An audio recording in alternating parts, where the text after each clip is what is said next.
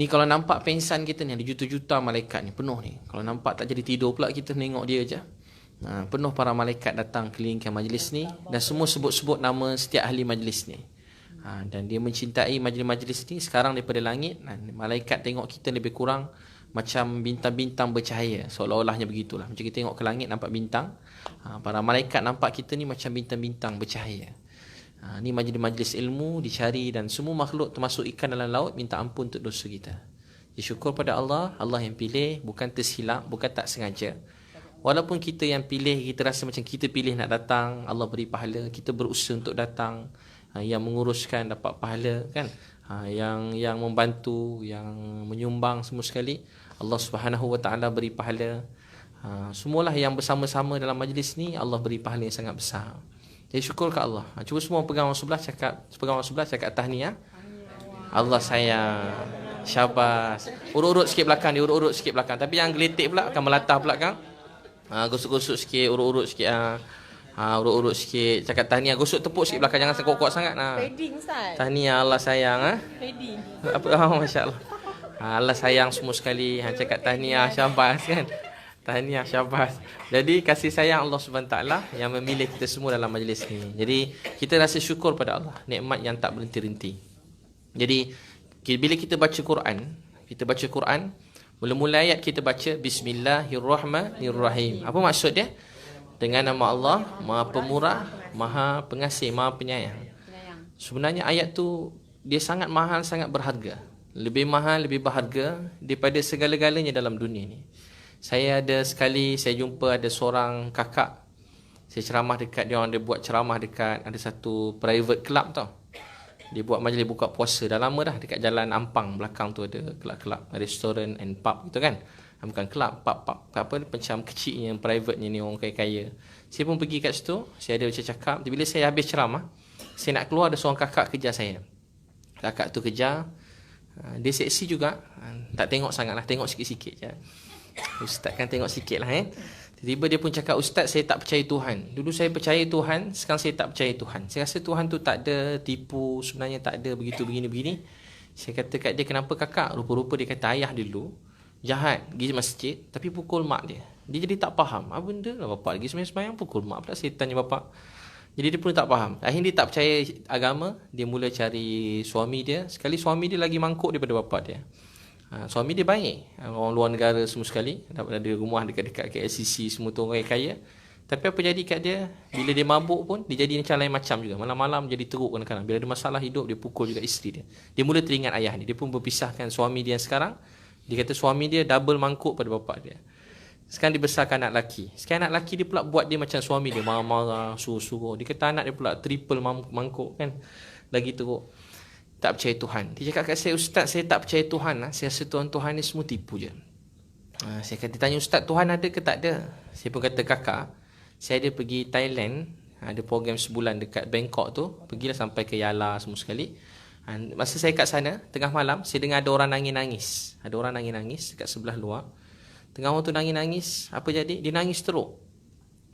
Rupanya dia tak ada 12 tangan, tak ada 12 kaki. Malam-malam dia menginsut-nginsut, disusun selipar. Dia boleh susun selipar kat masjid tu. Siap parking reverse, selipar tu, parking reverse. Selipar, parking reverse. Saya tanya, abang duduk masjid tak? Ustaz, saya dah kahwin. Oh, abang anak berapa orang? 8. Weh, abang tak ada tangan kaki 8. Ni kalau ada tangan, tak tahu apa pula kan. Saya gurau je. Lepas saya gurau Allah Ta'ala tentu kan. Semua Allah baik. Lepas tu gurau-gurau, lepas tu apa jadi? Dia pun kata, Ustaz, Allah ni, Tuhan ni baik. Setiap kali tanya soalan, abang kaki tangan bila tak ada? Dia jawab apa? Tak apalah Ustaz, tanyalah. Allah ni baik, Tuhan ni baik, Tuhan ni baik. Saya kata, kakak, sampai hari ni orang ni tak ada tangan kaki. Tapi dekat mulut dia tahu kata apa? Kat mulut dia biasa kata apa? Allah ni baik, Allah ni baik, Tuhan ni baik, Tuhan ni baik. Dia tak berhenti cakap kat mulut dia. Jadi saya kata, kakak, orang ni sampai hari ni dia cakap Allah ni baik. Kita ada tangan, 2 kaki, 2 tangan, 2 mata. Tapi kita kata Allah tak pernah buat baik pada kita. Salah Tuhan atau salah hati kita yang tak nak kenal Tuhan. Jadi kehidupan ni kita nak Allah sayang kita. Allah sayang. Ada orang kalau boleh nak satu dunia dia punya. Satu hari Allah beri dia sakit. Dia kata, doktor, saya bayar semua duit saya cuma nak sihat je. Betul. Masa saya tu kat hospital sikit je, bukan banyak. Saya telinga sebelah tak dengar je. hilang. Doktor cek-cek, dia kata saraf apa semua, mungkin kalau makan ubat mungkin sihat begitu begini, bunyi macam teruk sangat. Terbaring, kepala pun pusing-pusing. Sekali orang datang, ustaz saya nak jadi macam ustaz. Orang ziarah semua kata ustaz doa, budak-budak muda-muda nak jadi macam ustaz. Saya kata kat dia, saya nak jadi macam awak je. Telinga boleh dengar balik pun jadilah. Tak ada apa pun tak apa dah. Masa tu orang datang semua bagi duit, ada duit sedekah. Semua datang jumpa saya, sesuai orang susah-susah datang. Orang susah, orang kaya tak suruh datang, bagus juga orang kaya datang, tapi orang susah datang. Sebab orang susah ni doa dia tengah orang susah kan. Jadi kita bagi dia duit kan, semua sesuai orang susah datang. Sebab orang susah bila bagi duit, masa tu rasa apa? Doa ya Allah bagi sihat je, bagi dengar balik semula, jalan nampak orang. Kalau tak nampak orang ni, cakap ni tak tahu orang dengar suara saya ke tak. Cakap je tapi tak tahu orang dengar suara ke tak. Jadi doa dengan Allah bila dapat dengar tu rasa nikmat. Rupanya baru tahu seluruh dunia ni orang kenal ke, orang hormat ke, orang sayang ke, sebelah telinga pun tak boleh nak bayar. Rupanya sebelah telinga pun tak boleh nak beli nikmat sebelah telinga. Tapi kita tak faham tu, sehingga telinga kita tak dengar. Kita tak faham tu sampai mata kita tak melihat.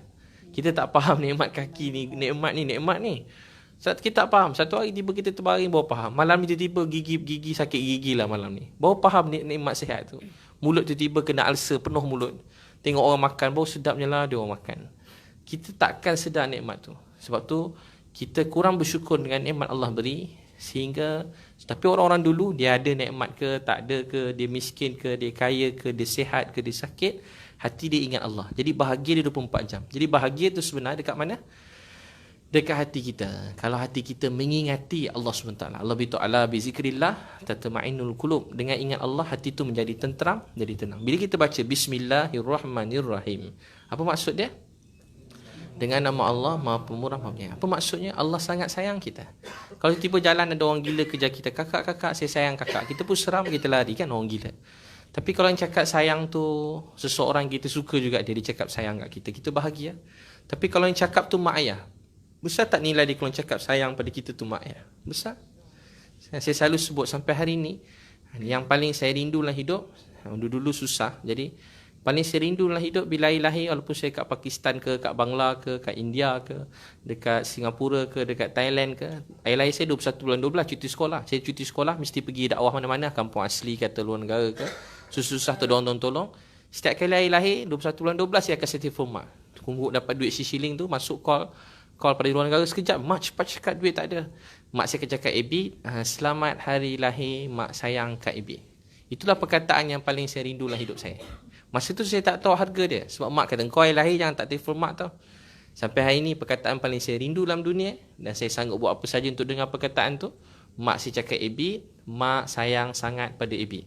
Itulah perkataan yang paling saya rindu dalam hidup saya. Sebab tu dalam hidup kita ni, anugerah bila kita baca Bismillahirrahmanirrahim, Allah cakap sayang kat kita. Siapa dia Allah?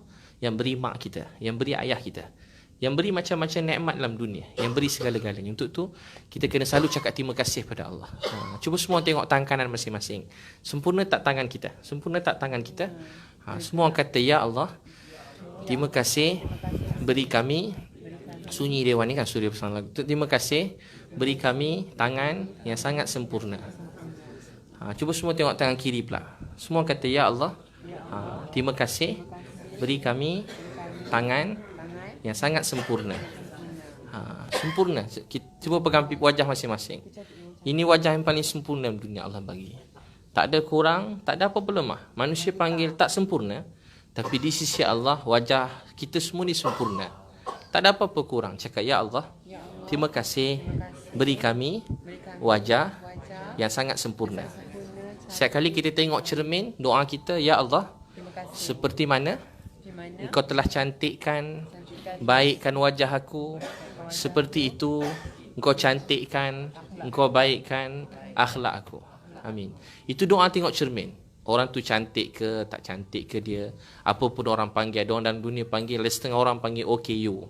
Ada orang panggil sakit ni. Tapi di sisi Allah, wajah tu sempurna. Di sisi Allah, wajah tu sempurna. Tu syukur ke Allah. Setiap kali tengok muka kat cermin, jangan pernah rasa tak cantik. Jangan pernah rasa sombong, dan jangan pernah rasa tak sempurna. Apa yang Allah beri ni sempurna. Jadi, sebab tu kita kena terima kasih pada Allah SWT. Terima kasih pada Allah. Dan anugerah Allah yang paling besar dalam hidup ni, tahu tak siapa? Mak ayah. Bila kita, orang yang paling makbul doa dalam hidup kita, mak ayah.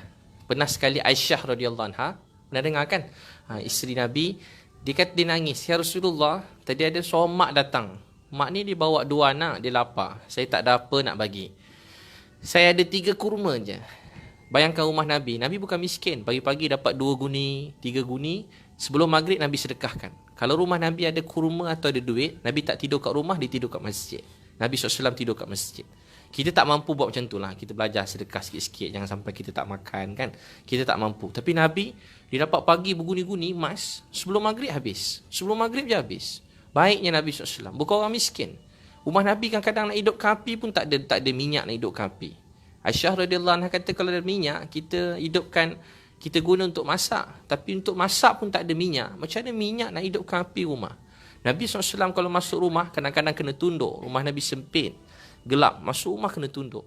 Nak solat malam, kena ketuk kaki Aisyah radhiyallahu anha. Aisyah lipatkan kaki radhiyallahu anha, baru Nabi dapat sujud. Tapi daripada rumah yang paling kecil, paling sempit, paling gelap ni, inilah rumah paling bahagia dalam dunia. Dan bahagia tu tahu tak kat mana sekarang? Bahagia tu dalam hati semua orang depan saya sekarang. Dan semua orang depan saya ni ialah manusia yang paling bahagia dalam dunia. Setiap orang depan saya, manusia yang paling bahagia, beruntung. Semua Allah sayang. Kenapa saya kata Allah sayang semua yang ada hari ini? Kalau Allah tak sayang kita, dia tak pilih kita duduk sini hari ini untuk sebut nama dia. Ni malam-malam ni orang dah buat tengok TV, berehat, duduk kat rumah. Tapi ada orang buang terbiat datang kat producer ni dengan ceramah kan. Tak apa benda last minute datang, seorang last minute, Safi ni semua. Mak Ika urus daripada awal itu dengan Kaabah, urus itu ini. Pada awal, lama dah. Maksudnya, kenapa nak urus? Tak dapat apa-apa pun. Tak ada dapat apa pun. Tak ada siapa bagi apa-apa pun. Tak ada 1 sen duit pun dapat. Apa pun tak dapat. Tapi kenapa buat? Kenapa nak susahkan diri? Kenapa nak fikir itu gini? Sebab apa? Dan yang lain-lain pun sama. Semua orang datang, susah payah. Kenapa kita buat ni semua? Sebab kita semua tak tahu nasib kita lagi. Tapi kita nak sama-sama Allah sayang kita. Kita semua sama je. Saya kata kita semua sama. Tak ada apa beza pun. Semua kita ni sama. Tak ada satu orang lebih baik daripada orang lain. Tak ada satu orang lebih buruk daripada orang lain. Sebaik-baik kita kena rasa dalam hati, sebaik-baik saya, lebih baik orang lain. Buruk-buruk orang lain, lebih buruk saya. Tu kawan saya selalu cakap, Dedi Sulaiman dia cakap. Segemuk-gemuk ikan, pasti ada tulangnya. Sekurus-kurus ikan pasti ada dagingnya. Sebaik-baik manusia pasti ada lemak dia.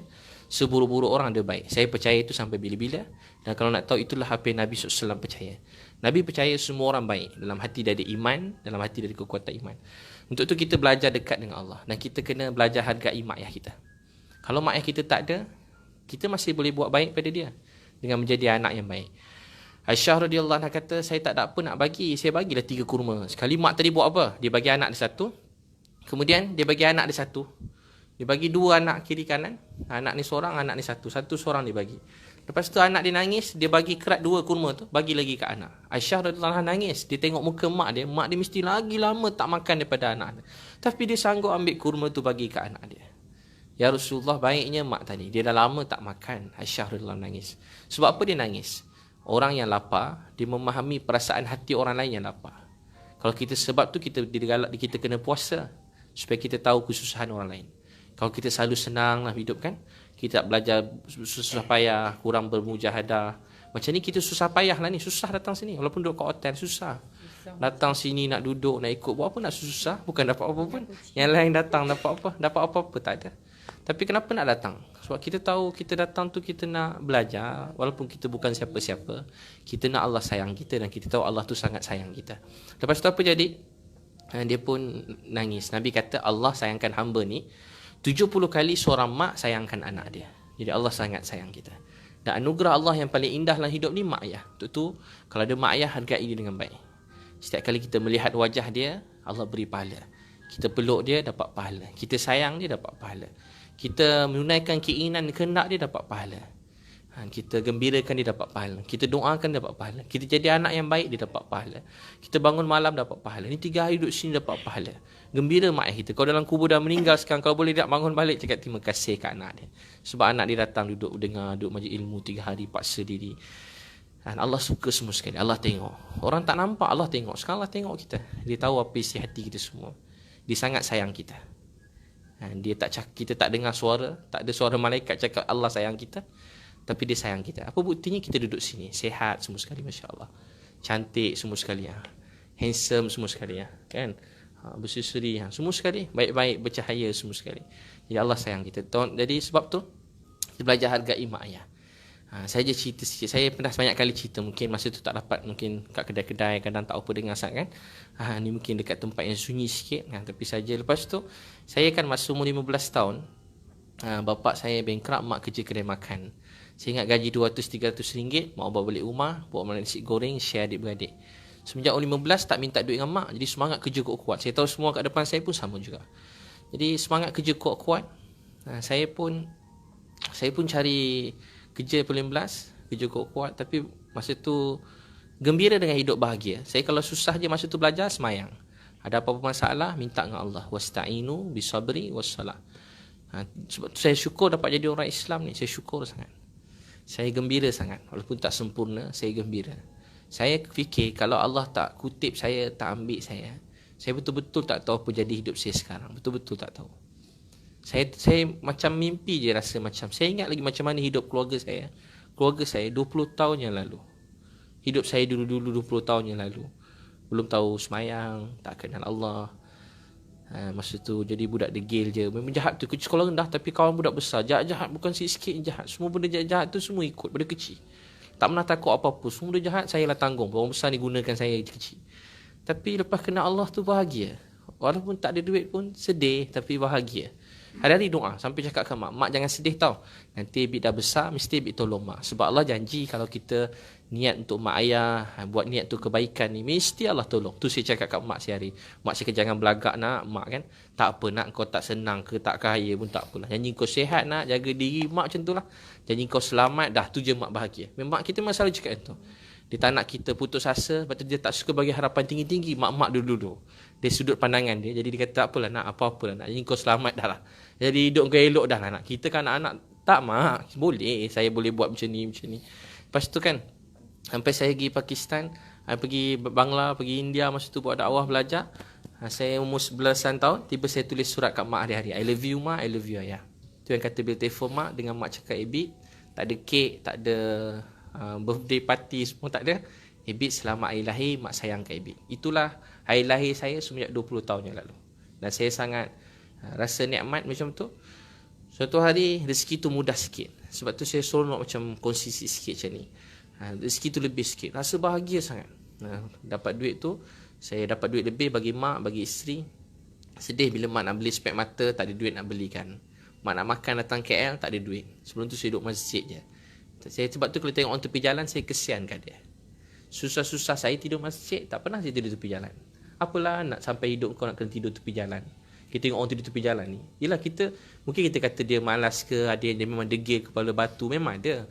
Tapi kita bukan nak fikir sudut tu. Kita tak makan pun, tak tidur tepi jalan. Saya tak pernah tidur tepi jalan.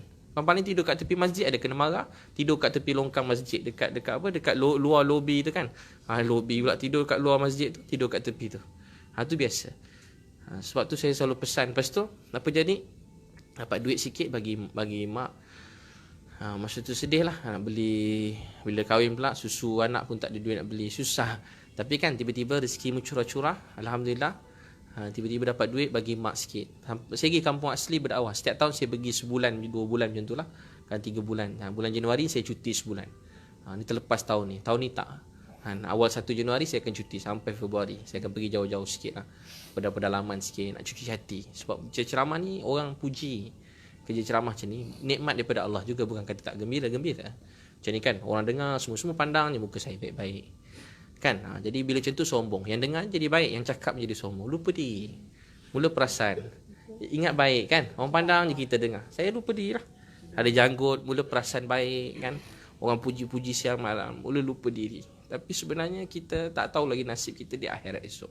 Saya selalu ingatkan diri saya, kalau Allah tak kutip saya satu hari dulu, mungkin saya kat longkang sekarang. Tapi hidup saya degil.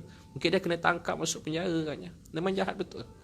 Mungkin dah tu. Tapi Allah kutip letak kat sini sekarang. Sebab tu saya selalu nak ingatkan diri saya. Sebab tu saya pergi program macam tu, pergi tempat-tempat orang tak kenal, supaya niat cuci hati lah macam tu. Kalau tak lupa diri. Lupa diri ni penyakit yang payah, berat. Kita jadi sombong. Tak tahu kenapa kita lupa macam tak sedar, lalai. Lepas tu kan saya dapat duit. Saya pergi kampung asli. Tiba kan ada SMS. Ebit, mak sakit jantung. Itulah hari yang paling berat dalam hidup saya. Ebit, mak sakit jantung. Saya terus nangis tak berhenti. Saya nak balik sekarang, mak saya telefon. Mak saya dulu seksi. Pakai seksi, lawa. Pakai skirt je, baju pun separuh masa dulu-dulu. Mak saya telefon saya. Mak saya cakap, Ebit, kalau Ebit balik, Ebit anak derhaka. Saya terus nangis. Mak, kenapa cakap macam tu? Mak saya kata, Ebit, dulu ada orang sayang kita. Sekarang giliran kita untuk sayang orang lain. Dan mak saya cakap macam tu. Dulu ada orang sayang kita. Sekarang giliran kita untuk sayang orang lain. Saya kata, mak, Ebit nak balik. Tak apa nak. Ramai adik-beradik yang boleh jaga mak. Ebit teruskan kerja dakwah tu, tolong orang kat sana. Jadi saya terus nangis. Saya kata, mak, Ebit rindu nak peluk mak. Ebit selalu tak ada kat rumah. Mak tak suka Ebit balik ke? Tak nak, mak. Kan syurga tu cantik. Tak jumpa dalam dunia, jumpa dalam syurga. Lagilah saya nak marah mak saya. Dia kata jumpa dalam syurga. Saya nangis-nangis. Saya kata dengan dia, mak, kali pertama dalam hidup saya teringin nak cium pipi mak saya. Mak letak pipi mak kat telefon, Ebit nak cium. Umur dah 30 tahun masa tu agaknya, 31 tahun. Tiba-tiba teringin cium pipi mak. Mak letak pipi mak kat telefon, Ebit nak cium. Saya terbayang muka dia, mak kita kan. Pipi dia 24 jam. Dia kerja yang tak ada gaji. Kerja yang tak ada allowance. Kerja yang tak ada rehat. Tak ada orang nak kerja macam tu dalam dunia. Orang boleh mogok, boleh mengamuk kalau tak dapat gaji. Ni tak ada gaji, tak ada allowance, tak ada rehat. Mandi tak sempurna, mak kita semua. Tandas pun tak sempurna. Kalau umur bertambah, kerja bertambah. Cuba kita balik kampung. Siapa ada mak lagi angkat tangan? Macam mana mak kita kat kampung kalau balik? Dia cuba nak masak untuk kita. Dia akan siapkan apa nak siapkan. Betul tak? Waktu kita dah besar, kita je buat semua. Tapi dia dah tua-tua pun cuba nak masak. Mak, kita balik nak makan rendang, mak. Dah tua-tua ni pun dah berumur sikit umur kita. Kita tetap nak makan dia masak kan? Sedangkan masuk kerja dia tak habis. Sampai mak tengah sakit. Saya kata apa? Mak, cepatlah sihat. Nanti Ebit balik kampung, tak ada siapa nak masak rendang. Walaupun gurau-gurau memang nak makan juga rendang tu. Maksudnya kita nak mak kita sihat untuk masak rendang untuk kita. Nak masak sesuatu untuk kita. Saya pun kata, mak, letak pipi mak kat telefon, Ebit nak cium. Saya teringin cium pipi mak saya. Betul-betul rindu cium pipi mak saya. Sampai sekarang. Saya kata, mak, letak tangan mak kat telefon, Ebit nak cium. Saya betul-betul nak cium tangan mak saya. Saya kalau mak saya depan saya teringin nak pegang kaki dia. Saya teringin nak cium kaki dia. Saya betul-betul rindu mak saya. Lepas tu saya ringkaskan, buat ceramah, tiba dia jemput. Sedih kan, kertas atas meja. Saya sangka mak saya tak akan pergi lagi. Sebab saya rasa mesti Allah tolong saya kali ni. Tiba-tiba saya dapat kertas atas meja, ustaz kena pergi hospital sekarang. Saya sampai hospital, mak saya dah terbaring. Saya pun pergi cium-cium dia. Mak saya hidup lagi masa tu, tapi kurang sejam mak saya meninggal dunia. Saya pilihlah sampai. Saya doa, ya Allah, bangunkan mak saya. Saya daripada kecil, saya tak pernah minta macam-macam untuk hidup saya. Saya sibuk dengan kerja-kerja macam ni, ikut orang tua-tua pergi buat dakwah. Kawan-kawan saya pun dah ramai tua-tua dah meninggal. Cikgu saya ramai dah meninggal. Yang banyak kawan-kawan saya daripada dulu, kawan tua-tua. Lepas berubah tu, kawan-kawan tua, orang tua baik-baik pula. Ya Allah, saya doa bangunkanlah mak saya. Saya korbankan masa muda saya dengan kerja-kerja macam ni, bangunkanlah mak saya. Tiba-tiba, mak saya meninggal dunia. Jatuh kat bawah. Sebab teringin nak tolong mak. Lepas tu mak meninggal, saya mandikan jenazah dia. Kalau mak kita meninggal, siapa ada mak lagi, mandikan jenazah dia. Peluk dia, cium dia. Kalau mandi jenazah mak, jangan takut. Dia macam mandi biasa je. Bersihkan najis, lepas tu niat mandi jenazah. Lepas tu seorang je niat pun tak apa. Lepas tu yang lain mandi je biasa. Mandi macam kita mandikan baby, macam tu mandikan anak kita. Mandi macam kita mandi biasa. Jangan takut, jangan kekok, macam biasa. Biasa, tak ikut kuat. Bukan perlahan sangat, macam mandi biasa. Tapi penuh kasih sayang dan penuh dengan rasa cinta pada mak kita. Lepas saya mandikan dia, saya ringkaskan, saya jadi kebumikan semua sekali. Balik pada kubur, saya ambil baju mak saya. Sampai sekarang ada baju mak saya pada saya. Saya rindu dia dan ada baju mak saya kat kereta saya. Kadang-kadang bila saya rindu mak saya ambil baju dia, saya letak kat muka saya. Saya betul-betul rindu mak saya. Sebab tu dalam hidup, saya yang selalu beri semangat hidup saya. Saya kalau tengah marah sangat, ada juga marah. Kadang ada orang tiba-tiba cek gaduh kita tiba-tiba kan. Kita tak campur hidup dia, tak kacau hidup. Tiba-tiba dia makin ni bukan cakap pasal kita. So apa saya fikir? Saya nak balas ke?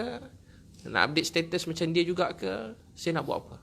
Tu saya diam dan saya kata, ya Allah, kalau ada pahala untuk marah saya hari ni dan saya sabar. Saya dengar kalau orang tengah marah, dia sabar, kau sangat sayang pada dia. Saya minta pahala tu saya hadiahkan pada mak saya. Jadi saya tersenyum. Saya tengah marah, saya boleh tersenyum. Kalau saya ingat hadiah pada mak saya. Kalau penat sangat macam tak tidur ke penat, rasa celetih sangat, saya nak merungut, saya kata, ya Allah, kalau ada pahala untuk penat ni, saya hadiahkan buat mak yang saya sayangi. Saya tak boleh bagi dia duit, tapi saya tahu dengan amal baik, jumpa macam semua orang kat depan saya ni baik-baik, saya tahu semua baik-baik ni.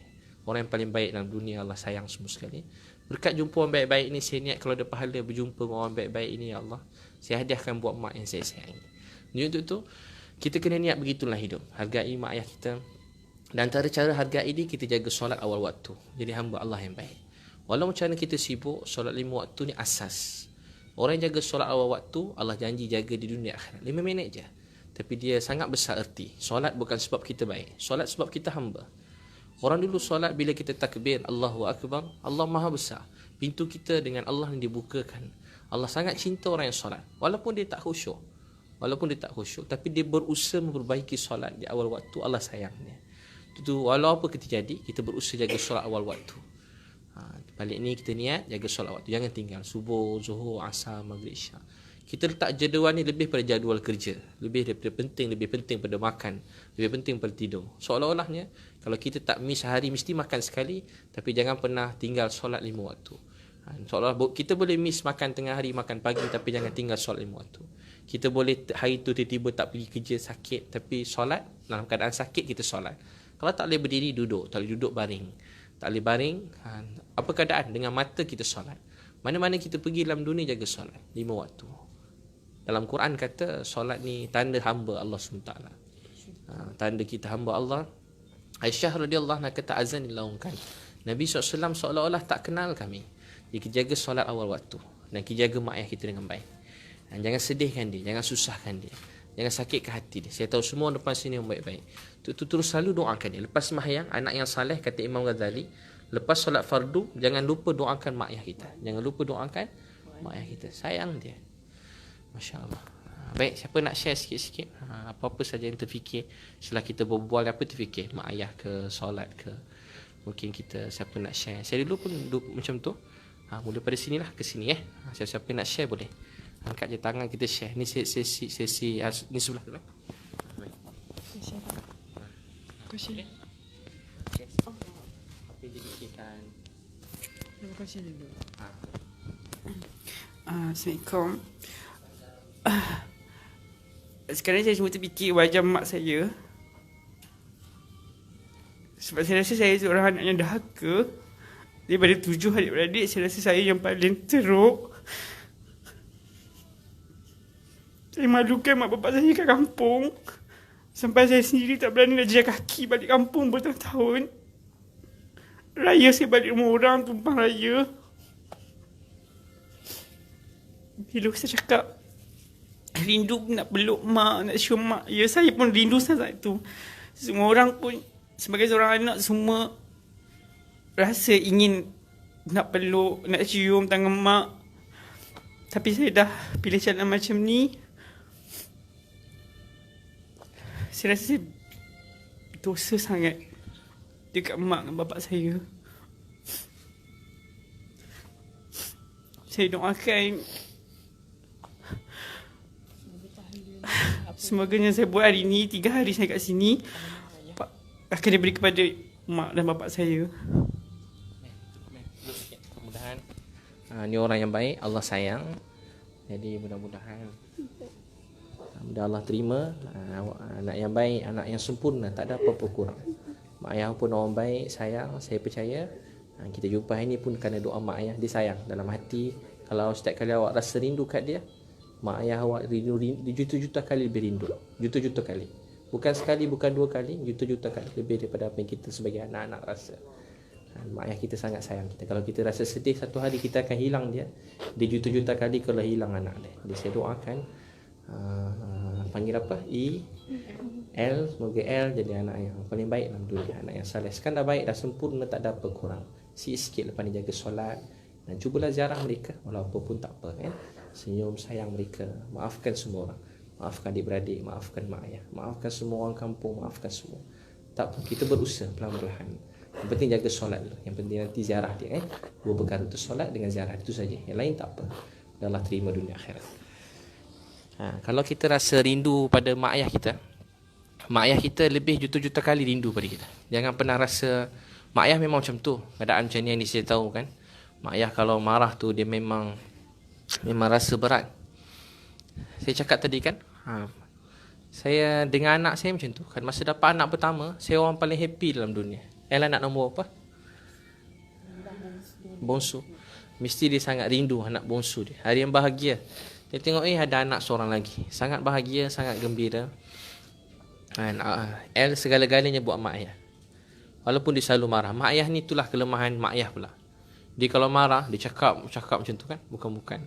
Tapi dalam hati ada mak ayah tak sayang anak dalam dunia tak? Tak ada sebenarnya. Tak ada. Cuma kadang dia suasana dia tunjuk dia punya kerisauan tu dengan marah. Atau dengan cakap macam tu, macam ni. Tapi sebenarnya mak ayah orang yang baik dalam dunia. Saya sampai sekarang, anak saya sebutkan, anak nombor 1, nombor 2, saya rindu dia. Saya nak peluk dia. Saya tak boleh bayang macam mana kalau apa-apa jadi pada anak dia, mak ayah kita orang paling sedih dalam dunia. Jangan pernah ingat mak ayah kita tak sayang kita. Cuma ialah kelemahan dia. Mungkin dia bila dia marah kan. Saya tahu mak ayah ni orang yang sangat baik. Dan saya percaya sebab doa dia hari ni kita bertemu. Saya percaya begitu. Saya selalu bila jumpa orang, saya tahu di sebalik setiap orang ni ada orang yang pernah doakan dia. Mak ayah dia, keluarga dia. Jadi mak ayah kita sayang kita. Mak ayah kita sayang kita. Hari pertama dia lahirkan kita, dia sayang kita. Hari pertama dapat kita, tahu tak mak ayah kita buat apa? Dia peluk kita 9 bulan 10 hari. Dia mengandungkan kita susah payah. Peluk, dia cium-cium kita daripada kecil. Masya Allah. Siapa lagi nak share, Meh?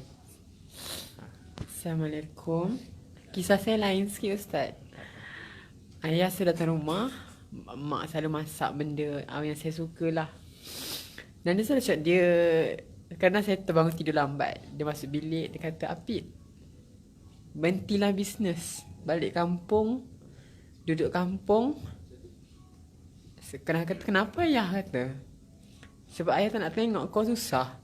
Ayah tahu kau penat. Ayah tahu kau tengok kau kurus, tak cukup tidur. Ayah tak nak tengok kau kena kecam dekat IG, kat Facebook. Orang kata kau macam-macam. Baliklah nak, kata, ayah sayang kau. Ada Syah saksi masa tu. Ayah kata, ayah sayang kau. Kau balik. Kau berhenti bisnes. Kau dah cukup dah apa yang kau ada. Ayah pun dah dapat. Ayah tak nak duit kau. Ayah tak nak kau susah. Sebab ayah tahu kau kalau kerja, kau kerja kau kuat. Saya kata, ya, saya ni banyak staff saya nak bantu orang. Ayah kata, tak, balik. Duduk kampung. Tak perlu nak sakit-sakit. Siapa orang hantar sihir, siapa awak demam, sampai minggu 6 minggu demam, pening kepala, call menangis. Saya selalu call. Apa kalau saya ada masalah dalam bisnes, saya stres, saya akan call mak ayah. Ayah, saya dapat dengan ayah. Mak akan nombor 2 follow up. Saya akan call ayah. Saya akan nangis. Saya kata, ayah, jemput Apit balik. Apit nak balik. Dia akan call adik-beradik semua. Kata, kau tak tahu ke adik kau ni sakit? Dalam 5 orang adik-beradik ni, kau seorang tak tahu ke adik kau ni tengah demam, tengah sakit? Lepas tu saya tengah tidur. Saya kena sihir tu. Tiba-tiba pukul 8.30 malam ayah saya sampai. Bawa makan yang kegemaran saya suka. Saya pujuk lagi. Saya cakap, balik. Berhenti bisnes. Sebab awak sakit macam ni, orang dengki awak bisnes. Cukuplah bisnes, dia kata. Balik. Duit tu dah cukup. Balik, dia kata. Stop. Dia kata, stop daripada IG, Facebook ni apa. Awak balik, awak berubah, dia kata. Ayah tak nak awak susah. Awak tak nak awak beban. Sebab ayah memang tahu saya bisnes masa umur 16. Jadi ayah menyaksikan saya ni pening kepala macam mana bisnes. Macam mana saya pergi post laju, apa semua, post barang. Jadi saya ni jadikan masalah, Ustaz. Saya nak dengar cakap ayah ke? Nak teruskan bisnes ke? Saya tak tahu apa saya nak buat. Seolah saya tak dapat restu daripada mereka untuk teruskan bisnes ni. Saya tak tahu. Kalau dapat Ustaz macam mana, Ustaz? Sebab setiap kali kalau ayah saya datang rumah, dia akan cakap, balik ke kampung, jangan bisnes dah. Biar orang tak kena kita. Dia tak nak anak dia susah, dia kata. Tak nak anak dia beban. Masya Allah. Masya Allah, Safi Allah sayang. Jadi tak apa Safi kan. Maksudnya berusahalah setakat yang kita mampu. Apa yang kita dapat buat, kita syukur. Yang belum dapat buat, kita doa dengan Allah. Jadi tak apa, berniaga, bisnes semua sekali. Dalam masa yang sama, kita berusaha mendekatkan diri pada Allah. Macam ni lah. Beri masa beri ni. Lebih banyak kita beri masa, lebih kita akan cinta sayang kan. Bila beri masa sesuatu, kita sayang. Cuba kita beri masa kita akan sayang. Bila kita kurang beri masa untuk sesuatu, kita kurang sayang. Jadi beri masa untuk Allah, untuk Nabi Muhammad, untuk keluarga semua sekali. Maka kita akan rasa sayang, kita akan rasa kasih. Itulah. So bermula pelan-pelan beri masa. Nanti satu hari mungkin dapat kekuatan, mungkin lebih sikit. Sekarang mungkin beri masa 3 hari. Nanti pergi masa 10 hari. Esok boleh, saya bulan Januari esok nak keluar. Saya nak pergi program kat mana Australia ke ataupun negara jiran ke, tengoklah. Mungkin dalam 40 hari saya pergi Januari. Kalau ada masa, beri masa macam tu. Ejaskan meniaga semua baik-baik supaya teratur. Kita dunia akhirat ni kita perlukan. Bukan maksudnya kita nak kena, tak, dua-dua penting. Dunia pun penting, akhirat pun penting. Tapi tujuannya satu, untuk reda Allah. Berniaga pun dapat pahala. Yang penting jujur, tak tipu orang. Dalam hadis Nabi, siapa berniaga dengan jujur, dengan amanah, dia akan dibangkitkan bersama Nabi-Nabi dan syuhada. Hadis Nabi, siapa bekerja keras untuk bantu orang miskin, anak yatim, dia sedang berjihad di jalan Allah. Siapa bekerja mencari rezeki halal untuk keluarga pun, dia sedang bersedekah, berjihad. Yang mana kita mampu, pelan-pelan. Yang penting solat 5 waktu, rajin beri masa untuk agama, kita betulkan, kita perbaiki diri kita, dekat diri dengan Allah SWT. Mudah-mudahan begitu, Safi. Tahniah, mudah Allah SWT terima. Allah sayang dunia. Saya datang sini sebab saya penat syuting semua kan. Jadi ini bagi saya masa untuk saya tinggalkan dunia sekejap, untuk serah diri kat Allah. Sebab lama dah saya rasa tak rasa. Mudah-mudahan Allah bantu, Allah terima semua sekali. Masya Allah. Masya Allah. Siapa lagi nak share yang sebelah sini? Boleh sikit. Apa-apa, satu tentang mak ayah, satu lagi tentang mungkin solat, apa semua, mungkin share sikit lah. 1 minit 2, apa saja yang difikirkan. Bukan maksudnya terlalu ni sangat. Apa yang sekadar difikirkan. Biasa-biasa. Mana?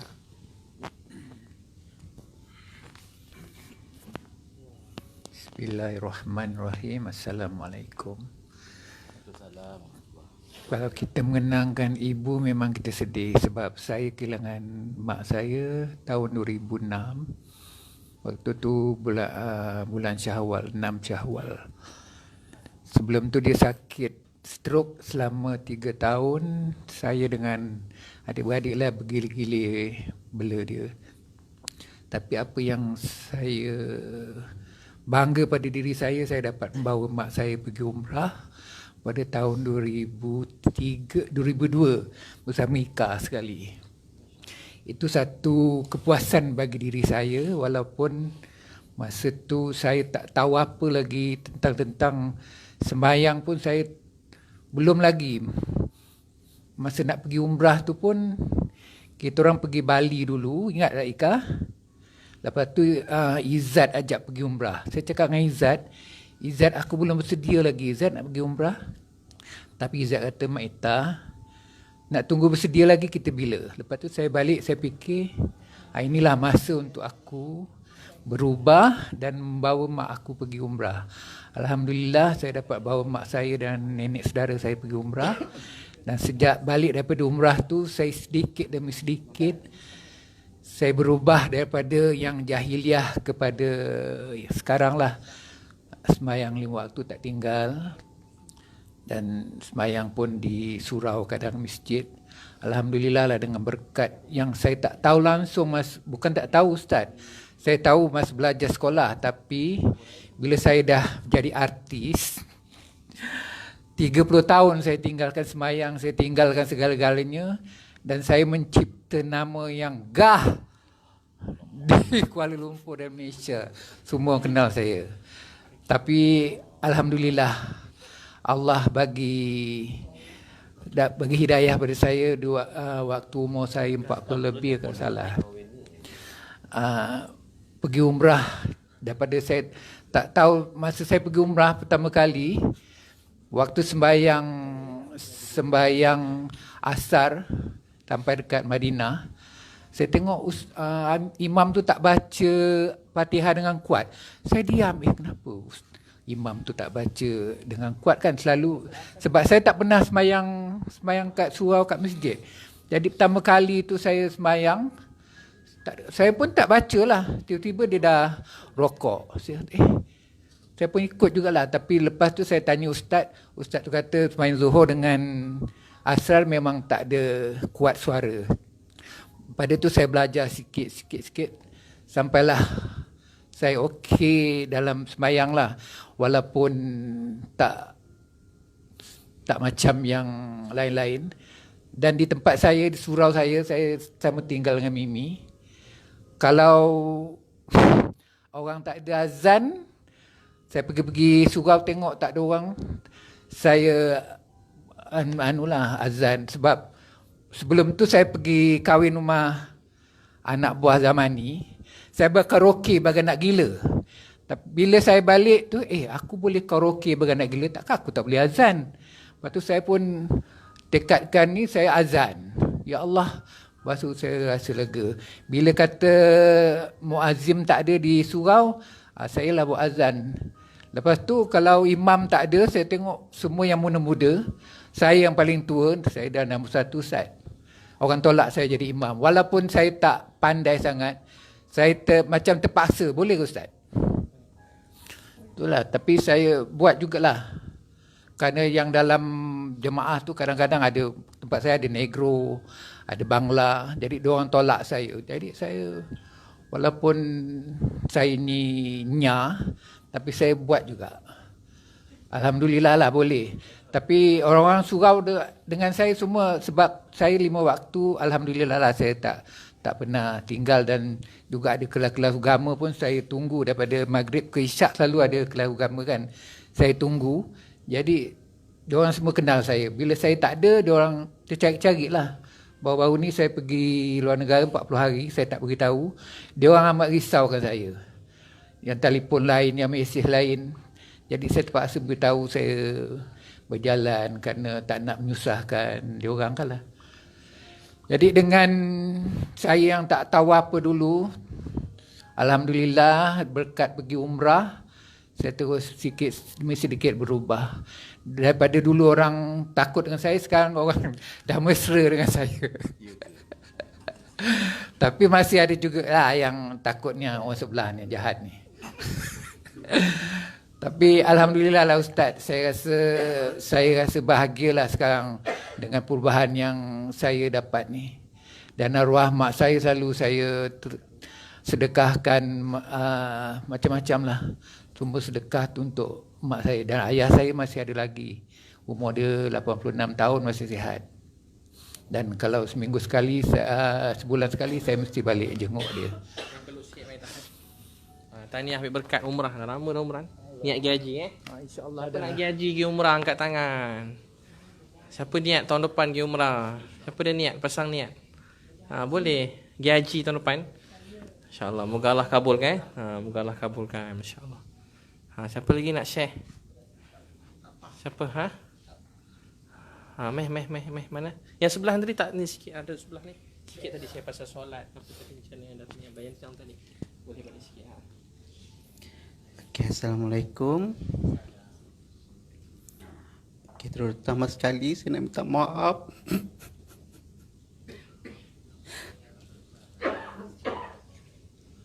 Saya nak minta maaf dengan mak ayah saya, adik-adik saya.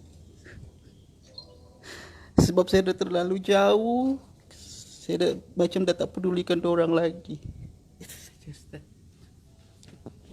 Belum sikit, mudah-mudahan Allah Ta'ala terima nanti Allah mudah-mudahan selalu doakan mereka hari-hari. Nanti ada mampu ziarah mereka, tak apa, Allah mereka sayang insya-Allah dunia akhirat. Tak ada mak ayah tak sayangkan anak. Saya percaya tu.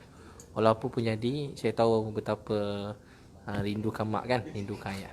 Dia orang lagi juta-juta kali rindu. Tu jangan buat mereka, selalu doakan mereka. Insya-Allah mereka sayang dunia akhirat. Cuma kadang ujian dunia ni kan, bukan senang. Yang paling berat dalam dunia berpisah dengan mak ayah. Tak ada yang lebih berat dalam dunia daripada berpisah dengan mak ayah kita. Jadi saya doakan mudah-mudahan jadi anak yang baik dunia akhirat, bahagia dunia akhirat. Allah sayang. Terima kasih. Masya Allah. Siapa tadi? Yang sini ni Mas pada Jawa. Mas dulu saya jumpa dah lama dah. Mas, share sikit Mas. Dulu kita jumpa beberapa bulan lepas Mas. Masya Allah, lama dah kan? Ini jumpa lagi semula.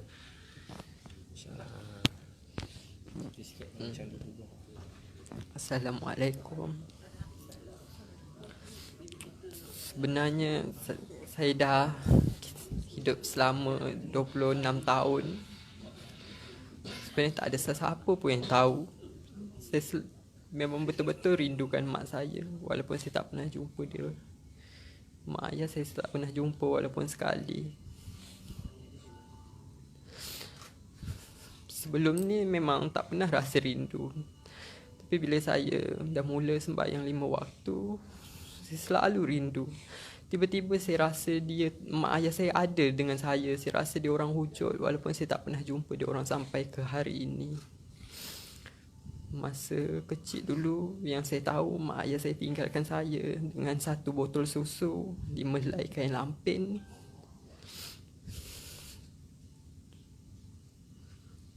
Dengan surat beranak dia. Saya ada simpan lagi surat beranak dia, cuma saya belum ada kekuatan lagi nak pergi cari dia sampai ke hari ini. Saya tempuh hidup seorang daripada kecil sampai ke besar.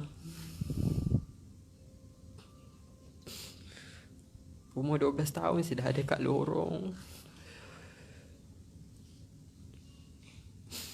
Sampai satu tahap memang tak pernah dah ada air mata lagi untuk menangis.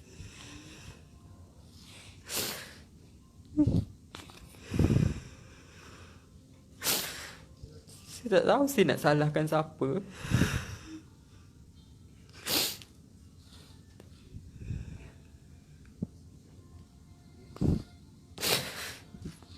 Tadi saya nampak bila ustaz tanya siapa-siapa yang ada mak, semua angkat tangan. Tapi saya seorang tak angkat tangan.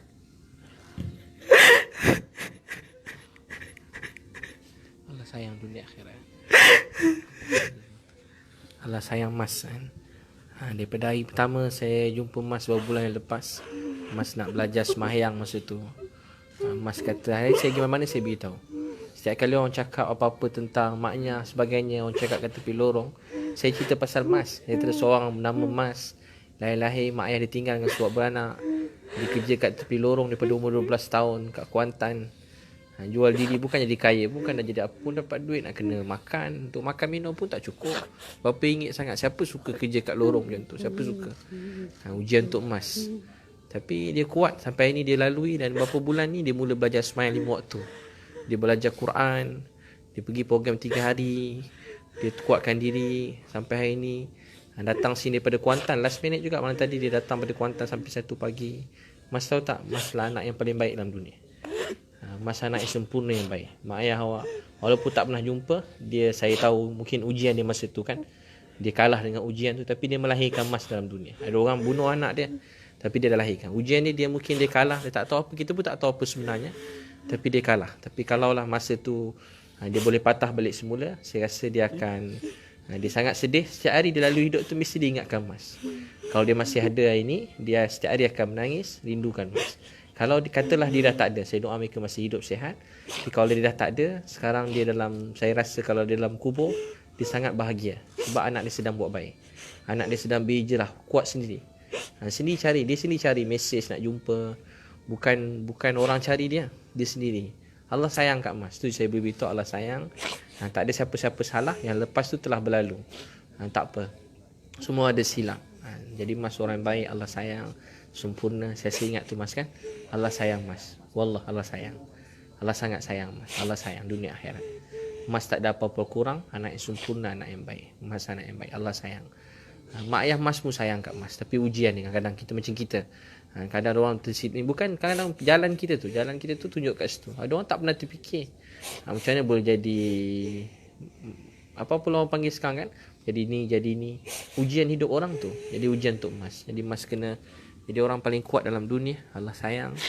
Dan insyaAllah saya ingat Allah sayang, mak ayah Mas pun sayang Mas.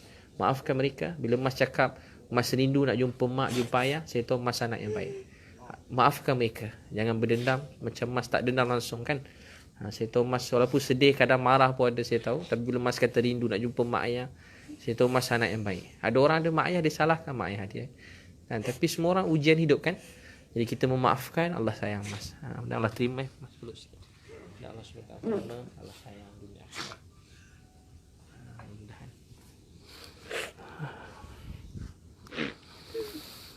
Moga Allah bantu dia. Saya doa Mas sihat, panjang umur, satu hari nanti dapat jumpa mak ayah. Dan kalau tak, insya-Allah jumpa dalam dunia, cari kalau tak dapat jumpa dalam dunia, satu hari insya-Allah, tak lama dunia ni kan, mesti kita akan pergi, kita jumpa dalam syurga, kita jumpa mak ayah dalam syurga. Masih ada anak yang baik dalam dunia. Moga Allah sayang nanti. Terima kasih ya. Moga Allah terima, Allah bantu dunia dan akhirat. Siapa lagi nak share? Ni. Nak share. Sikit. Mak ayah. Kita solat ke apa boleh. Nah, nak share. Siapa? Ni. Mana? Tak ada. Nah, tadi. Sila ni belum lagi nah. Assalamualaikum warahmatullahi wabarakatuh. Saya baru kehilangan ibu dalam 2 bulan. Dan siapa yang mengenali saya tahulah, macam Ika, Mak Ita tahu saya menjaga ibu. Saya ada 10 adik-beradik dan saya anak yang ke-8. Tapi alhamdulillah sebab Allah pilih saya di antara 10 adik-beradik untuk jaga ibu. Bukan senang nak dapat jaga ibu. Dan saya mempunyai 4 orang anak yatim dari kecil, dari lahir umur 3 hari. Saya membela anak-anak tu sehingga dia besar. Dan yang kecil sekali 14 tahun, tingkatan 2. Dan seorang kakak OKU, anak kakak saya sulung. Tapi alhamdulillah saya menjaga mak saya dukung mak saya.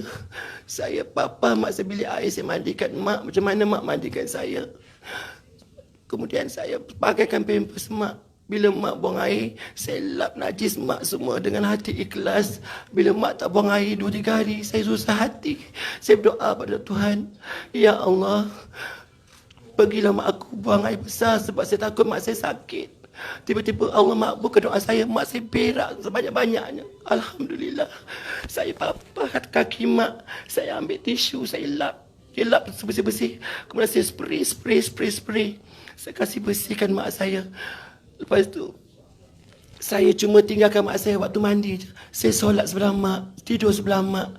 Dan saya tak pernah dapat tidur secukup-cukupnya dari dulu. Bukan kerana mak saya, memang itu sifat saya dari dulu. Saya membesarkan anak-anak, menjaga kakak yang bisu, dalam bisu buta pula. Jadi saya lah yang akan jaga semua. Walaupun ramai adik-beradik, tapi ustaz pun faham, semua pun faham. Tak semua yang sama. Tak ada telefon pun tidak. Kami adik-beradik tak ada masalah apa-apa. Baik, alhamdulillah. Tapi tak ada siapa nak telefon. Mak pampers macam mana, duit cukup tak. Saya dengan meniaga tilang bantal yang seminggu dapat RM30. Tapi alhamdulillah dengan berkat kesabaran saya, dengan keikhlasan saya, Allah bagi rezeki tak putus-putus. Dan tak ada cara ni, saya buat cara ni. Saya buat kuih gunting. Alhamdulillah kawan-kawan saya support saya banyak. Komiti saya support kuih gunting saya. Saya jeng-jeng kuih-kuih mana-mana.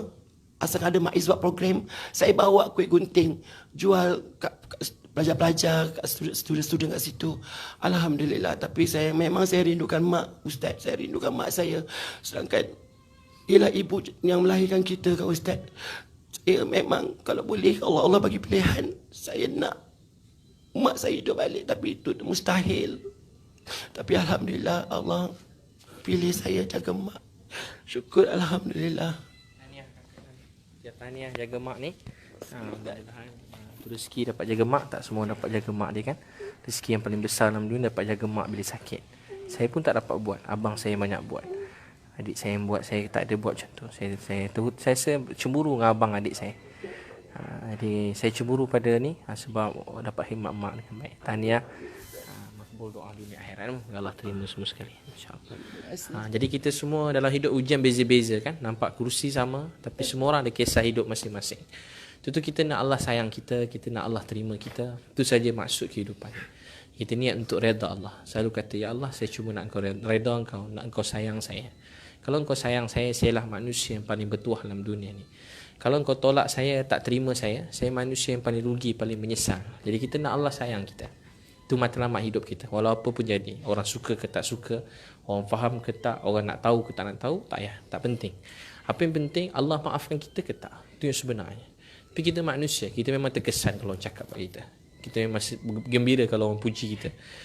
Kita sedih kalau orang keji kita. Tapi sebenarnya hidup ni akhirnya cuma satu. Keredaan Allah SWT. Dalam dunia orang boleh panggil kita nama yang baik atau nama yang tak baik. Itu panggilan manusia, dia tak tentukan apa-apa. Tapi di akhirat bila kita mati, Allah kata, wahai hamba aku redha pada kamu, kita orang paling bertuah sekali. Tentu kita berusaha jadi hamba Allah yang baik. Jadi sabar, air mata untuk Allah ni dapat pahala, air mata untuk mak ayah dapat pahala. So jangan rasa menyesal, nangis, penat nangis. Tak. Nangis untuk agama ni dia kata air mata dapat padamkan api neraka. Kalau kita nangis macam ni bagus. Walaupun penat sikit nanti sakit kepala sesama, tapi dia sebenarnya sangat baik. Dia ubat hati kita. Sekali nangis ni bagus. Kalau tak nangis kita jadi sakit, kita pendam, kita cuba mungkin kita cuba ketawa, kita senyum, tapi kita simpan kan. Ada orang dia sayang orang tu sampai tak nak tengok kubur dia. Tak nak tahu, tak nak tengok, dia cuba nak lupakan. Tapi sebenarnya dia, dalam hidup dia akan rasa ada benda kurang lah hidup, tapi tak tahu apa dia. Apa yang kurang tu, itulah yang kita simpan. Bila kita menangis, dia obat. Menangis ni obat. Dan orang paling kuat menangis ialah Nabi Muhammad SAW. Orang kedua kuat menangis Abu Bakar Siddiq radhiyallahu anhu. Orang ketiga yang banyak nangis Sayyidina Umar Al-Khattab, ni saya sebut sekali lalu, Sayyidina Osman, Sayyidina Ali. Semua sahabat-sahabat ni banyak menangis. Yang menangis ni obat. Hadiah daripada Allah. Untuk tu kau dapat nangis sikit-sikit malam-malam sorang-sorang. Cakap dengan Allah, ya Allah, saya mengadu pada engkau, saya minta maaf. Saya cuma hamba engkau yang biasa banyak buat salah, buat silap. Saya bukan siapa-siapa. Tapi saya tahu engkau sayang saya, engkau kasihkan saya. Siapa lagi nak share? Siapa teringin nak share? Share apa-apa? Ada? Siapa teringin? Belum? Ada? Tak ada? Teringin? Nak share? Siapa nak share? Mana-mana lah. Tadi akak tadi mengangkat tangan. Tak jadi. Tak terlarat dah. Tak termampu. Sikit lagi. Boleh last-last ni.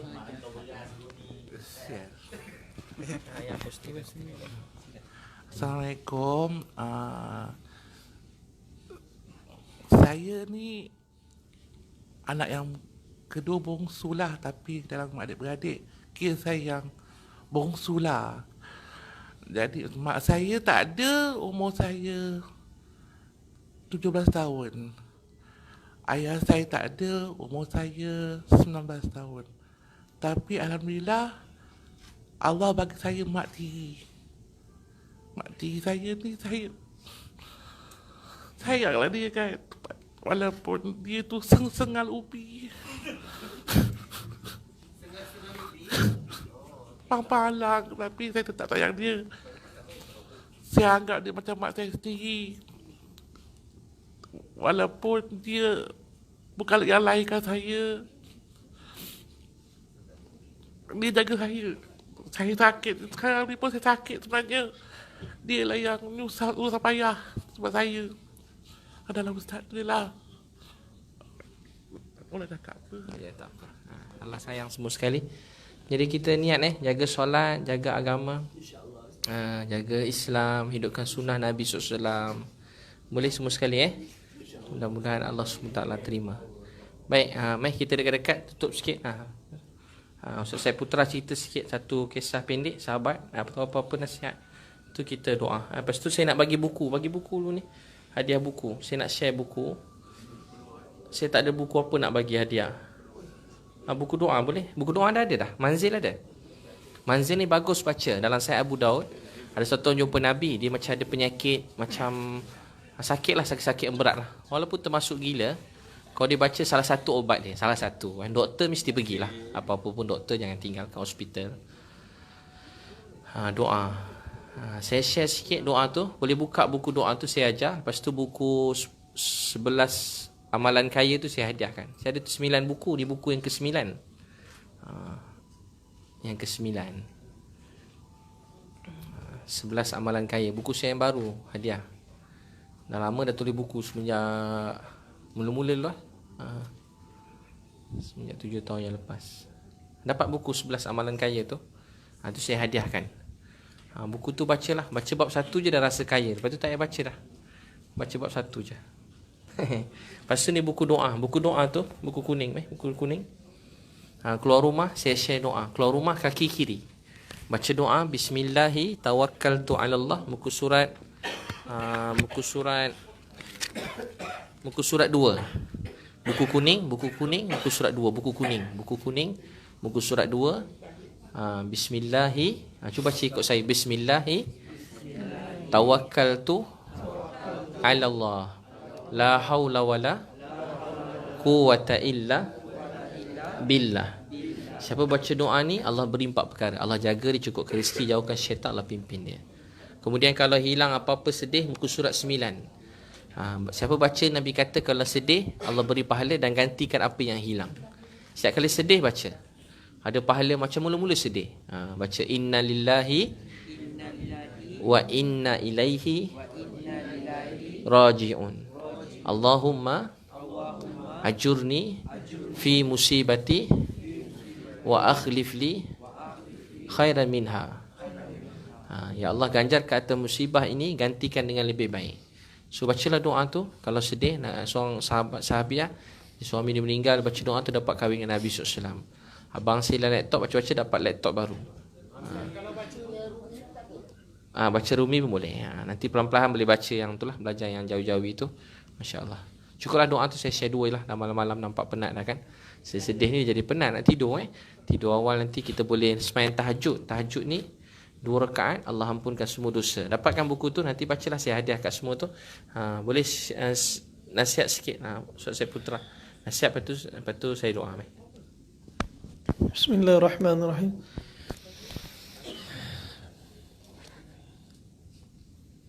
Saya pun tak erti nak nasihat apa. Saya datang niat semata-mata nak belajar kerana Allah Subhanahu Wa Taala. Nabi SAW ialah orang yang paling banyak diuji oleh Allah Subhanahu Wa Taala. Setiap ujian yang kita semua lalu, semua Nabi dah lalu dah. Dan orang yang diuji oleh Allah Subhanahu Wa Taala itu tanda Allah sayang. Makin banyak ujian yang Allah bagi, makin sayang Allah dekat dia. Kadang-kadang bila kita diuji dengan kehilangan, kita rasa kehilangan. Tapi sebenarnya Allah kadang-kadang dia ambil sesuatu untuk bagi sesuatu. Kadang-kadang Allah dengan cara dia bagi sesuatu, sedang dia ambil sesuatu kadang-kadang. Suatu Nabi SAW daripada kecil tak pernah tengok muka ayah dia. Daripada kecil Nabi SAW merindukan ayah dia. Bila Nabi umur 6 tahun, ya Allah Ta'ala hadirkan daripada hati ibu Nabi nak ajak Nabi ziarah kubur ayah Nabi SAW. Kalau biasa pergi umrah, kalau pergi ke Masjid Nabawi di belakang tu, di antara parking nombor 9 dan nombor 10 kata ulama, di situ dah kubur Abdullah, kubur ayah Nabi SAW.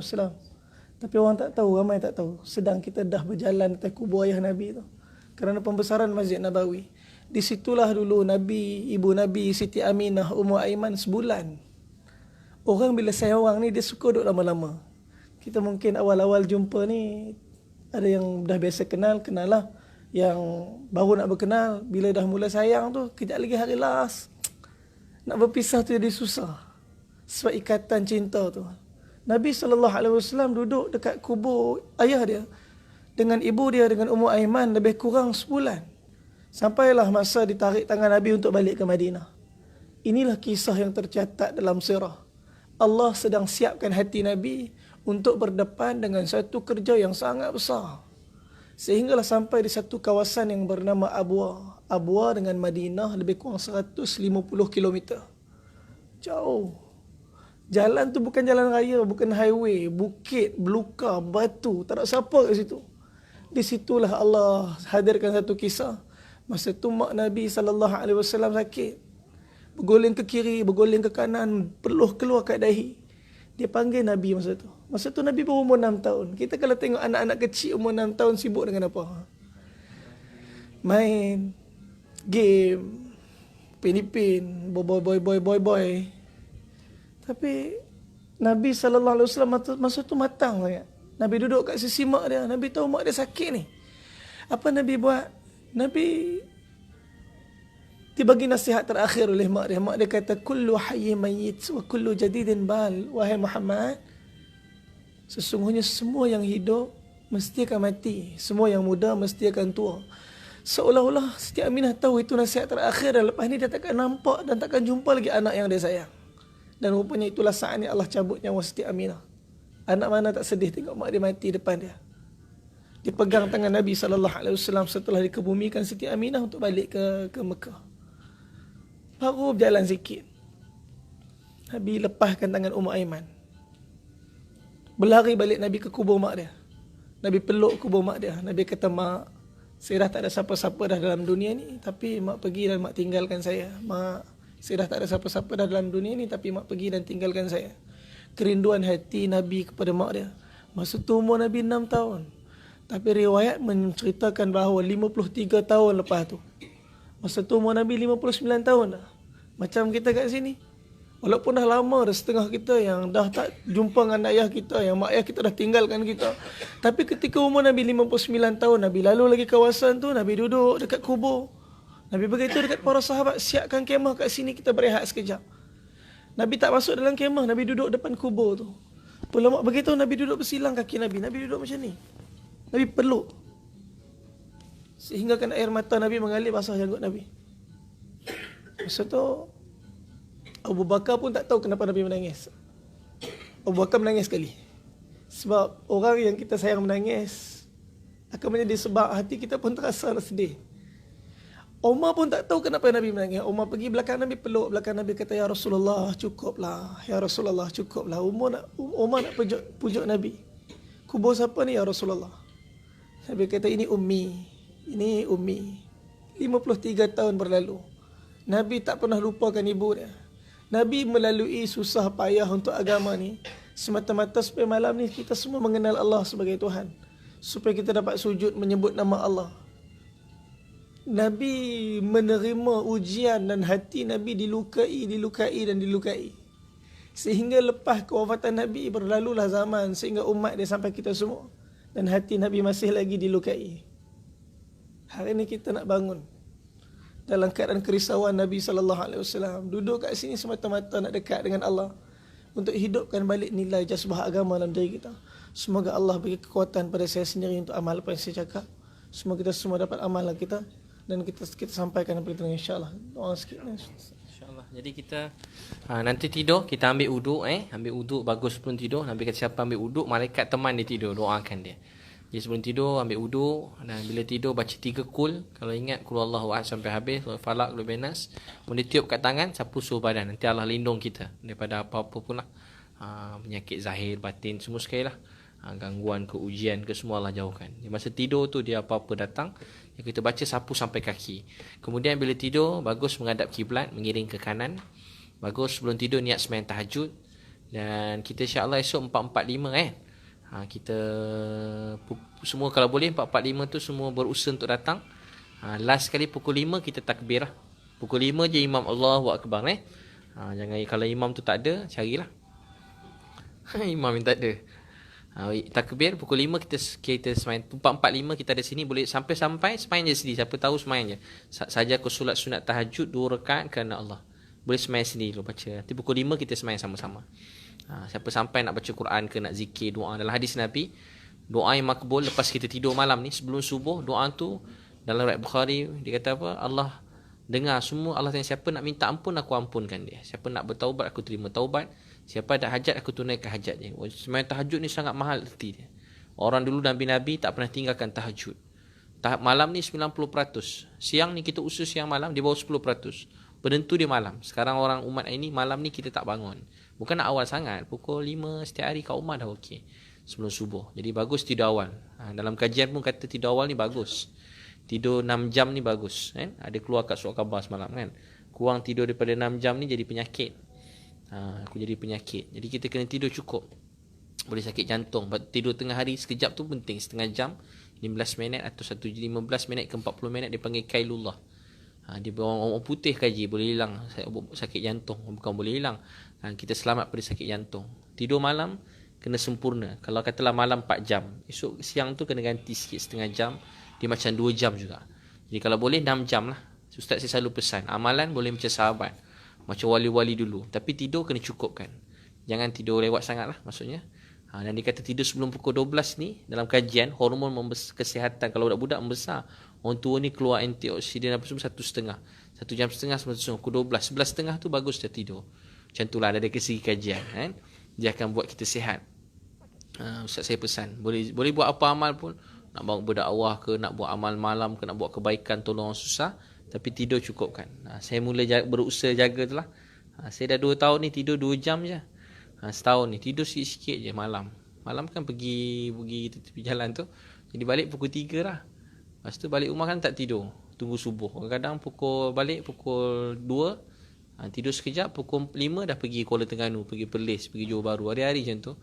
Jadi saya berusaha dalam masa ni tiba-tiba telinga tak dengar tu. Lepas tu doktor kata kena cukupkan tidur. Kepala berpusing. Jadi cubalah cukupkan tidur Maksudnya jadi kita boleh bangun awal pukul 4.30, pukul 4 suku, 4.45. Kita datang sini pukul 5 akan ada imam. Boleh insya-Allah. Niat macam tu, dan moga Allah semua tak terima. Ada masalah apa-apa boleh beritahu lah. Boleh cari saya kat bilik saya. Bilik kami ramai kat 7 orang kat bilik tu. Dan minta lah siapa, Mak Ika dan Kak Abbas, semua sekali lah. Kita sama-sama. Program ni program kita sama-sama kan. Sama-sama, tak ada siapa-siapa anjuran siapa-siapa. Kita sama-sama lah. Jadi kalau apa-apa yang kurang, kita sama-sama tampung dan boleh beritahu je. Mudah-mudahan minta maaf kurang-kurang satu hari. Jangan tidur, maafkan semua orang. Lapangkan hati, kalau boleh jangan berdendam siapa-siapa. Hutang pun boleh halalkan, esok tuntut semula lah. Bukan halalkan, maknanya hold sekejap. Kalau ada hutang besar, tulis kat kertas. Kalau mati, nanti orang lain boleh tolong bayarkan, keluarga tahu kan, mana tahu kata hutang. Jadi kita doa sama-sama, mudah-mudahan Allah. Bismillahirrahmanirrahim. Alhamdulillahirabbil alamin, wassalatu wassalamu ala asyrafil anbiya'i wal mursalin wa ala alihi wa sahbihi ajma'in. Ya awwalal awwalin, ya akhiral akhirin, ya dzal quwwatil matin, wa ya rahimal masakin, ya arhamar rahimin. Ya Allah, Tuhan kami yang sangat sayang kami, ampunkan dosa kami semua. Ya Allah, ampunkan dosa mak ayah kami. Kasih dan sayangi mak ayah kami sebagaimana mereka mengasihi dan menyayangi kami sejak kami kecil. Ya Allah, terima kasih pilih kami semua duduk dalam majlis ilmu ni. Kami sangat rasa bahagia, gembira sampai hari ni kau sayang kami. Dari dulu sampai sekarang kau tengok kami, kau dengar apa kami cakap, kau pandang kami. Tak pernah satu saat pun kau lupakan kami. Kami hamba-Mu selalu lupakan-Mu, Ya Allah. Kami minta maaf, minta ampun. Kalau kau tak kutip ambil kami satu hari dulu, kami tak tahu kat mana tempat kami sekarang. Ya Allah yang maha baik, yang maha penyayang, maha pemurah, terima kasih sayang kami, ampunkan dosa kami. Kami minta maaf atas semua segala salah silap. Ampun dosa mak ayah kami. Kasih dan sayangi mak ayah kami sebagaimana mereka mengasihi dan menyayangi kami semenjak kami kecil. Ya Allah, kasih sayangi mak ayah kami sebagaimana mereka mengasihi dan menyayangi kami semenjak kami kecil. Kasih dan ampuni, beri bahagia pada mak ayah kami. Mak ayah kami yang masih hidup, mereka sihat, mereka bahagia, dan kalau mereka dah tak ada, beri mereka dapat menanti kami di sana. Ya Allah, jagakan mereka untuk kami. Kalau ada pahala untuk kami duduk kat sini, kami hadiahkan buat mak dan ayah kami sayangi. Ya Allah, kami betul-betul rindu mak ayah kami. Kami rindu mereka sangat-sangat. Ya Allah, jagakan mereka untuk kami. Kami sayang mak ayah kami. Ya Allah yang maha baik, maha penyayang, kami berkumpul di sini hanya untuk keredaan Kau. Kami tak peduli yang lain-lain. Kami cuma nak Engkau sayang kami. Kami tahu kalau Engkau sayang kami, kamilah orang yang paling bertuah bahagia dalam dunia ini. Tapi kalau Engkau tolak, Engkau tak terima kami, kamilah orang paling rugi. Ya Allah, kami redha bersyukur atas apa segala yang telah terjadi dalam hidup kami. Nikmat yang begitu banyak Engkau beri pada kami siang dan malam. Kami hamba-hamba-Mu selalu kufur, langgar perintah Engkau. Kami minta maaf, minta ampun. Ya Allah maha baik, maha penyayang. Kami semua rindu Nabi Muhammad SAW. Nabi yang kami tak pernah jumpa, orang kami tak pernah jumpa dalam hidup kami. Tak pernah kami kenal secara zahir. Tapi siang malam kami tahu, kami baca, kami dengar, dan kami sangat yakin beliau siang malam susah payah untuk kami. Keluarga beliau, sahabat-sahabat sakit, berdarah, ada yang mati demi untuk agama Islam. Sampai pada kami, kami hamba-Mu ya Allah, selalu sifat acuh tak acuh terhadap agama ini. Kami minta maaf, minta ampun. Ya Allah, kami semua nak cuma Engkau sayang kami. Orang-orang miskin, anak yatim yang susah-susah, Kau bantu hidup mereka. Sedang kami tidur lena, makan kenyang. Ada orang-orang tidur di tepi jalan, tak ada makan minum. Pemudahkan hidup mereka semua. Ya Allah, kami jumpa ramai orang kat luar sana. Mereka orang semua yang sangat baik-baik. Ya Allah, ya Allah, kami minta pertolongan rahmat-Mu. Berilah kami kekuatan semua pada kami, untuk kami bantu diri kami dan bantu semua orang kat luar sana. Kami nak menjadi hamba-Mu yang Kau sayangi, yang Kau redai. Wahai Allah, istiqamah, istikhlaskan kami atas Islam ini, atas kerja dakwah yang mulia ini, atas usaha Nabi Muhammad SAW. Ya Allah, pilih kami dapat istiqamah berjuang di jalan-Mu. Kami bukan siapa-siapa. Kami tak ada apa-apa. Kami tak pernah punya apa-apa, takkan boleh buat apa-apa. Ya Allah, kami cuma nak Engkau sayang kami. Ya Allah, kalau ada antara kami yang susah, yang sedih, ada masalah hidup, Kau pemudahkan. Kau bahagiakan hidup kami semua. Ya Allah, ada antara kami ada hajat-hajat yang baik, Kau kabulkan ya Allah, dunia dan akhirat. Ya Allah, ada keluarga kami yang sakit, Kau sihatkan. Ada keluarga kami ada masalah hutang, hidup yang sempit, susah, Kau bantu. Anak-anak saudara kami, saudara mara kami, jiran-jiran kami, semua kawan-kawan kami, bantulah kami semua. Ya Allah, rahmati dan berkatilah majlis kami ni. Ya Allah, selama 3 hari ni Kau jadikanlah sebab hidayah kebaikan untuk kami Jadi manusia yang lebih baik dunia dan akhirat. Ya Allah, kami tak kisah yang lain, kami cuma nak Engkau sayang kami. Berkati rezeki kami, beri kami yang rezeki yang halal, jauhi beri kami rezeki yang salah. Dan ya Allah, kami pohon rahmat kasih sayang Kau. Kau beri kami kekayaan daripada sisi kurniamu, supaya kami tak minta-minta kepada selain daripada-Mu. Ya Allah, bantu kami semua, jauhkan pada segala masalah, musibah. Sallallahu alaihi wasallam. Alhamdulillahirabbil alamin. Terima kasih semua. Kita bangun, kita salam-salam. Lepas tu kita rehat lah. Kita jumpa esok rehat cepat lagi bagus. Kalau ada apa-apa nak selesai, nak makan ke, nak berjalan ke, kau boleh tidur awal sikit lah, supaya boleh bangun awal, tak penat sangat. Esok ada banyak program lagi yang menanti. Benar-benar terima. Kita salam sikit, Mai. Salam pusing pada tepi tu. Mana-mana boleh. Pada sini sambung. Terus. Bertemu boleh. Muhammad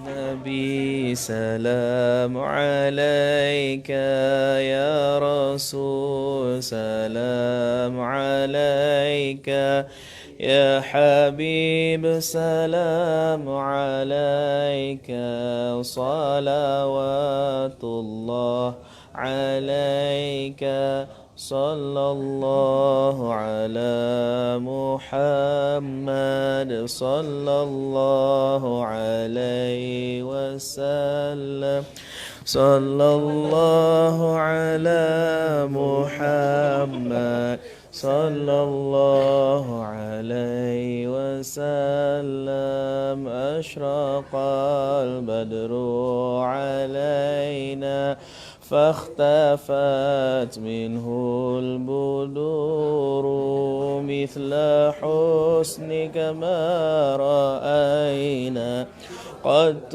يا وجه الثرور صلى الله على محمد صلى الله عليه وسلم صلى الله على محمد صلى الله عليه وسلم صلى الله على محمد صلى الله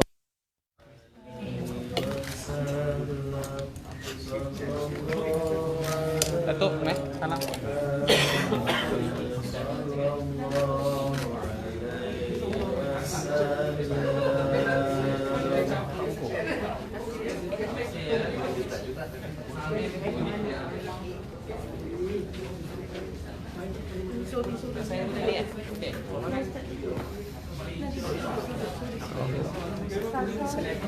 Jom.